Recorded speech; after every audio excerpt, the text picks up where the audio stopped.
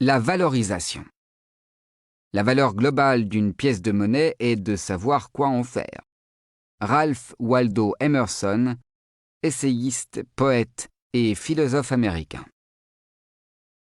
Nous avons parlé de l'estimation de la valeur d'une offre, mais comment calcule-t-on la valeur d'une entreprise? La valorisation est une estimation de la valeur totale d'une entreprise. Plus ses revenus sont conséquents, plus sa marge est forte. Plus sa trésorerie est importante, plus son avenir est prometteur et plus sa valorisation est élevée. De nombreuses entreprises fondent leurs décisions financières sur ce qui est susceptible d'augmenter leur valorisation. Des estimations élevées de la valeur d'une entreprise sont souhaitables pour plusieurs raisons. Pour une entreprise privée, avoir une valorisation élevée facilite ses emprunts. Si l'entreprise est cotée en bourse, une valorisation élevée entraîne une hausse du cours de l'action et une opportunité de profit pour les actionnaires. Et si une autre entreprise cherche à l'acquérir, une valorisation élevée sera intéressante pour les actionnaires le jour de la vente. La valorisation joue également un rôle important si vous avez l'intention de faire appel à des investisseurs. Le montant des capitaux que vous mobilisez et la participation que vos investisseurs acquièrent en échange dépendent de la valorisation de l'entreprise au moment de l'investissement. Plus cette dernière est élevée, plus vous pourrez vendre cher chacune de vos actions aux investisseurs. Il est important de noter que la valeur perçue s'applique autant aux entreprises qu'aux offres commerciales. Si tout le monde pense qu'une entreprise a un avenir prometteur, sa valorisation augmente. Au contraire, si tout le monde pense que l'entreprise est en difficulté, sa valorisation diminue. Cette dynamique explique pourquoi le cours de l'action de certaines entreprises comme Amazon.com est près de 100 fois supérieur à leurs bénéfices, tandis que des entreprises mal en point se vendent à un prix inférieur à la valeur de l'ensemble de leurs actifs disponibles. La valorisation est importante à considérer si vous envisagez de vendre des actions de votre entreprise à des investisseurs ou même de la céder à plus ou moins long terme. Si vous êtes propriétaire de votre entreprise et n'avez pas l'intention de la vendre, sa valorisation a moins d'importance. Si vous dirigez une entreprise cotée en bourse, si vous développez une entreprise dans le but de la vendre un jour ou si vous investissez vos propres fonds dans une entreprise, vous devez absolument tenir compte de la valorisation. Les flux de trésorerie. Le manque d'argent est la racine de tout mal. Mark Twain. Pour comprendre la situation financière d'une entreprise, il n'y a rien de tel que d'examiner les rapports financiers qui reflètent l'évolution de ses performances. Par quoi commencer? Je vous conseille d'étudier en premier les flux de trésorerie, cash flow en anglais, avant de vous pencher sur les autres états financiers majeurs. Les flux de trésorerie sont un concept d'une simplicité enfantine. Il s'agit d'examiner le compte bancaire d'une entreprise sur une période donnée. Imaginez-le comme le relevé de votre compte courant. Vous inscrivez les dépôts dans la colonne des recettes et les retraits dans la colonne des dépenses. Idéalement, il y a plus d'argent qui rentre que d'argent qui sort et le solde n'est jamais négatif. Chaque tableau de flux de trésorerie couvre une période donnée. Un jour, une semaine, un mois ou un an. La période examinée dépend de l'objectif visé. Des périodes courtes, jours ou semaines, sont utiles pour vérifier que l'entreprise n'est pas à court d'argent, de liquidité. Des périodes longues, mois ou années, servent davantage à suivre l'évolution des performances dans le temps. L'argent d'une entreprise alimente 3 domaines majeurs. L'exploitation, vente des produits et achats courants. L'investissement, percevoir des dividendes et couvrir les dépenses d'investissement. Et le financement, emprunter de l'argent et le rembourser. En général, les flux de trésorerie enregistrent ces sources séparément pour mieux les distinguer. L'avantage de la trésorerie, c'est qu'elle ne ment pas et exclut toute fraude.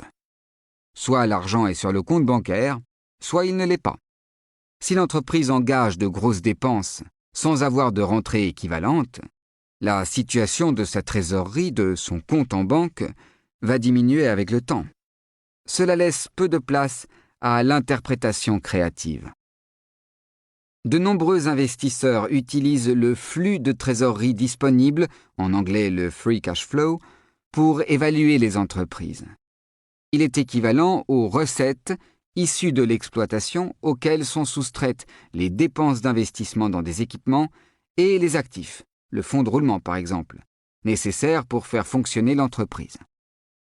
Plus le flux de trésorerie disponible est élevé, mieux c'est. Cela signifie que l'entreprise n'a pas besoin de continuer à investir des capitaux importants pour continuer à générer des revenus.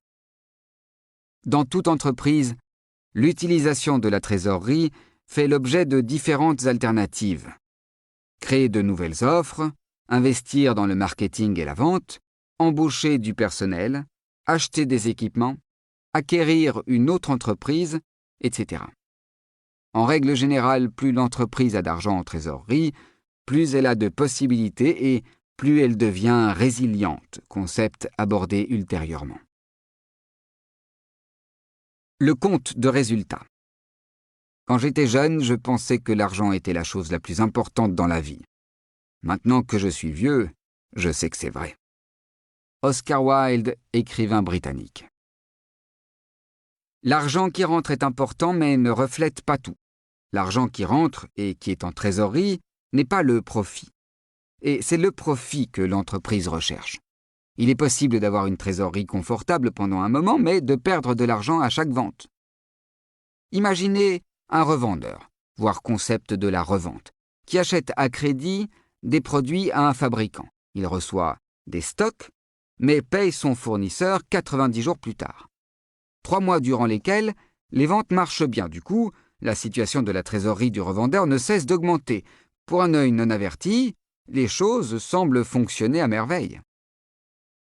Les 90 jours écoulés, la facture du fabricant doit être payée.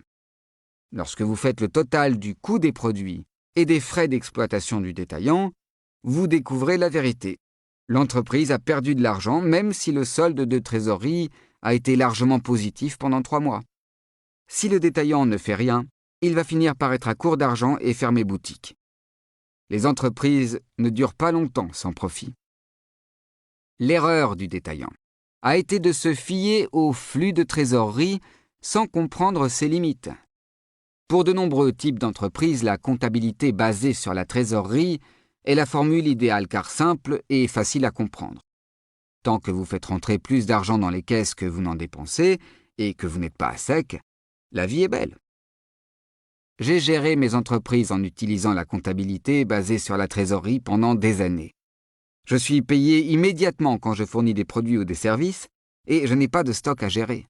Mon entreprise n'est pas compliquée, alors pourquoi ma comptabilité et le suivi de mes résultats financiers le seraient-ils ? Pour d'autres types d'entreprises, se fier au flux de trésorerie ne suffit pas. Si l'entreprise doit gérer des stocks ou accorder des crédits aux clients, une simple analyse de la situation de la trésorerie peut être trompeuse. Pour déterminer si vos ventes sont rentables, vous devez pouvoir identifier le lien qui existe entre telle vente et telle dépense. En faisant correspondre chaque vente avec les dépenses engagées dans le processus de vente, vous pouvez voir aussitôt si vous dégagez un profit et vous évitez les mauvaises surprises. D'abord, l'entreprise doit changer la façon dont elle rend compte de ses dépenses. Au lieu d'enregistrer une recette quand l'argent entre en caisse et une dépense quand cet argent sort, l'entreprise commence à suivre l'évolution de ses recettes et de ses dépenses sur la base des activités engagées. Dans ce qu'on appelle la comptabilité d'engagement, la comptabilité la plus largement utilisée dans les entreprises, les revenus sont comptabilisés dès l'instant où une vente est réalisée, c'est-à-dire au moment où un produit est livré, un service rendu, etc. Et les dépenses associées à cette vente sont engagées dans la même période.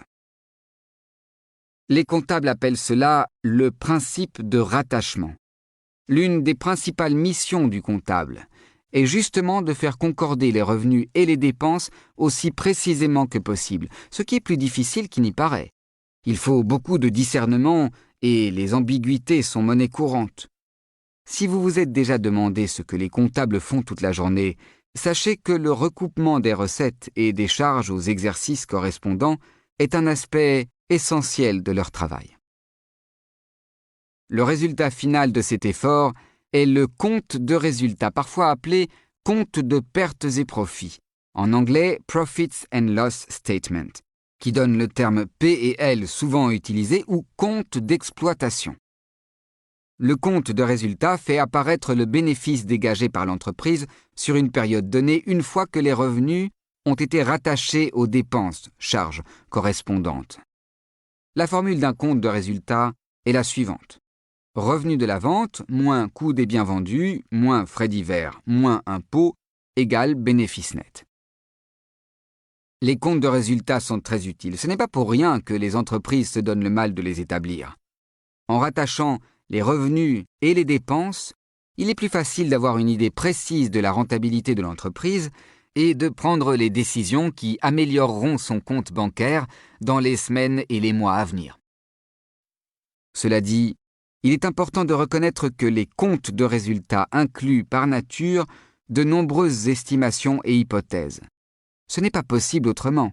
Certaines dépenses importantes, par exemple l'achat d'équipements, peuvent représenter une sortie d'argent énorme. Mais le compte de résultat fait apparaître une petite partie de cette somme dans chaque exercice, une pratique appelée amortissement, concept abordé ultérieurement. L'amortissement contribue à rattacher la dépense aux revenus associés. Observer un flux de trésorerie largement négatif sur la période en question serait trompeur. En dépit de tous ces avantages, le principe de rattachement introduit de nombreux biais potentiels dans le compte de résultat. En modifiant le moment où les revenus sont comptabilisés et la manière dont les dépenses sont rattachées à ces revenus, les comptables et les professionnels de la finance peuvent faire varier le bénéfice net dans un sens ou dans l'autre. Il suffit de changer quelques hypothèses et formules. Explorer les différentes sources de biais potentiels dans le compte de résultat dépasse largement le propos de ce livre. Si le sujet vous intéresse, je vous recommande de lire Comprendre la finance de Karen Berman, Joe Knight et John Case. Si vous pensez que votre entreprise a besoin d'une comptabilité d'engagement pour produire un compte de résultat exact, ne vous en chargez pas vous-même. Parlez-en à un expert comptable. Plus votre compte de résultat sera exact et fiable, mieux vous saurez gérer votre entreprise et mieux votre argent sera dépensé. Le bilan. Si vous voulez savoir la valeur de l'argent, essayez donc d'en emprunter. Benjamin Franklin, homme politique, physicien et publiciste américain. Un bilan est un instantané de ce qu'une entreprise possède et doit à un moment donné. Vous pouvez vous le représenter comme une estimation de la valeur nette de l'entreprise au moment où il est établi. La formule du bilan est la suivante. Actifs moins passifs égale capitaux propres. L'actif est l'ensemble de ce qu'une entreprise possède, produits, stocks, équipements, titres de participation, etc. Le passif est l'ensemble des dettes et des engagements dont l'entreprise ne s'est pas encore acquittée, prêts à rembourser notamment. Lorsque l'entreprise s'acquitte de tous ces éléments du passif, il reste la part des actionnaires, en anglais on parle d'equity, ses capitaux propres correspondant à sa propre valeur. Pour les petites et moyennes entreprises, le bilan est assez simple. Vous comptabilisez les fonds en trésorerie, ajoutez la valeur marchande estimée des actifs que vous possédez et soustrayez l'ensemble des dettes et des engagements que vous avez. Vous obtenez un bilan assez basique. Pour les grandes entreprises, le bilan est plus complexe et le nombre de postes à examiner plus important. L'actif comprend les liquidités, les créances clients, c'est-à-dire les crédits que vous avez accordés à vos clients, les stocks, les titres de participation, les terrains, les bâtiments et les machines ou équipements. Le passif comprend les dettes à court et à long terme, les créances fournisseurs, les crédits que vos fournisseurs vous ont accordés, par exemple en vous permettant de payer à 60 jours, et d'autres engagements. Les capitaux propres équivalent au capital de départ de l'entreprise à la valeur des actions en bourse ou aux capitaux investis et aux bénéfices non distribués aux actionnaires. Ce qui fait l'équilibre du bilan, c'est une seconde formule qui est un réarrangement de la première équation. Actif égale passif plus capitaux propres. Ce calcul paraît étrange à première vue. Pourquoi voudriez-vous additionner le passif qui correspond aux dettes et les capitaux propres? Voilà pourquoi. Lorsqu'une entreprise emprunte de l'argent, il apparaît dans les flux de trésorerie comme de l'argent supplémentaire sur le compte. Cet afflux d'argent pourrait nous donner l'impression trompeuse que l'entreprise a réalisé des ventes excellentes durant cette période. Or, cet argent est de l'argent emprunté. En réfléchissant à la situation, vous vous rendez compte que la situation financière de l'entreprise n'a pas vraiment changé. Son actif est plus important, elle possède des fonds en caisse plus conséquents, mais également son passif puisqu'elle a une dette supplémentaire. En réalité, sa situation nette est identique. La seconde formule est utile parce qu'elle reflète cette relation. Supposons que vous lanciez votre affaire et que vous empruntiez 10 000 euros. Avant l'emprunt, votre bilan se présente ainsi.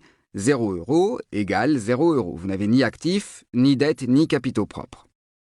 Après votre emprunt, votre bilan se présente ainsi. 10 000 euros égale 10 000 euros plus 0 €. Vous avez 10 000 euros d'actifs et 10 000 euros de dettes et n'avez toujours pas de capitaux propres.